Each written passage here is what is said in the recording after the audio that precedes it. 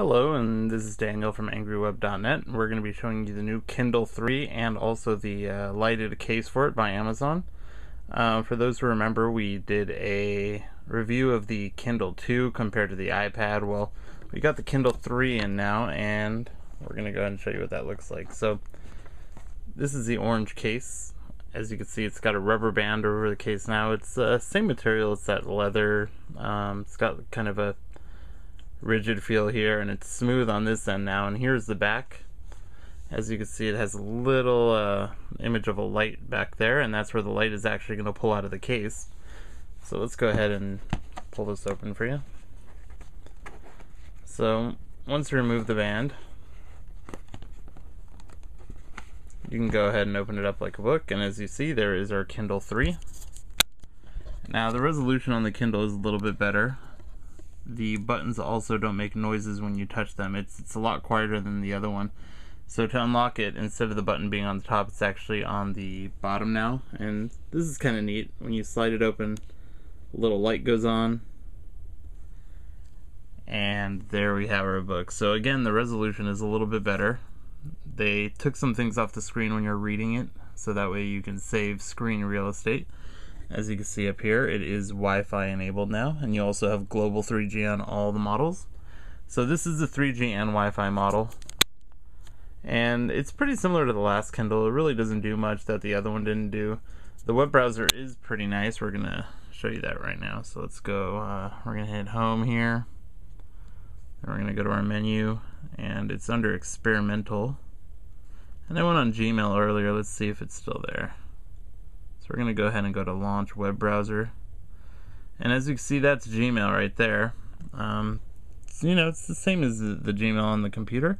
It is in high resolution black and white because it's the ink. You're not going to get it in color, but it's a nice feature to have, especially since you do have unlimited 3G on this now. So that's one of the newer features. Now another nice thing about this is the case. The case is a bit pricey. It's $60. It slides in just like the prior one did. So what you do is you hook the Kindle in, and then you swing it up to the top here where it's going to lock in place. So that's going to be the same as the last one, but let's go ahead and show you how this works. Alright, so we're going to reach back up here, and we're going to pull the light out. It's kind of hard to do with one hand, sorry.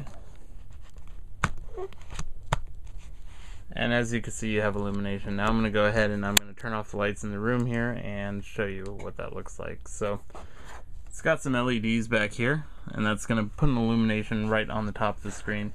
The only thing I don't like about it is by the time you get to the bottom of the page, it's not as bright, and so the text does kind of fade in the dark. But as you can see, overall it reads pretty well. So another cool thing is you don't need batteries for the case. The light is powered by the Kindle itself, so you may go through a little bit of battery life, but I don't know if you had a Kindle before, as long as your Wi-Fi is not turned on, you can go all month reading your Kindle with a single charge. So if you're conservative with it, this thing's going to last a long time even with the light. I've had it for 2 days now, and I'm not even halfway done with the battery. And I've had the Wi-Fi, 3G, and the light on pretty frequently since I do like to read in the dark. So if you do have a Kindle 2, to be honest, one thing I liked about the Kindle 2 is that it had the plastic on the back, and the Kindle 2 actually had the brushed aluminum on the back, and that was a nice feature. The new one is plastic all around, and bear with me while I get this light out. Okay, so I've disconnected the Kindle from the case, and as you can see, it is nice and small. It is smaller, but it has the same screen real estate. But the back of the new one is all plastic. The speakers are embedded in the plastic here. The whole thing is plastic, and all your switches are on the bottom. So you have your volume switch, you have the charging port, you have your headphone jack, and then you have the power port. And that's all going to be on the bottom now. You don't have anything on the top. And I guess to cut costs, they did have to make the whole thing plastic, but the aluminum was pretty nice, and it was a little bit bigger, a little bit more sturdy. But for the price of the new one, you really can't beat it.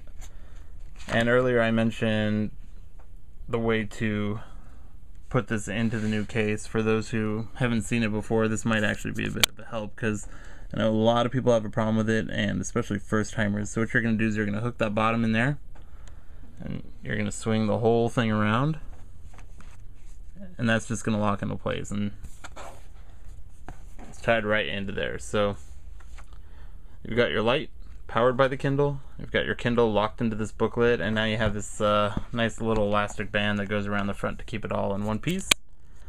So that's my review. If you have any questions, just leave a comment, and I would be happy to answer anything you may have. If you're in the market for one, let me know. If you want to compare it to an iPad, this pretty much goes the same thing as what I said in the last video.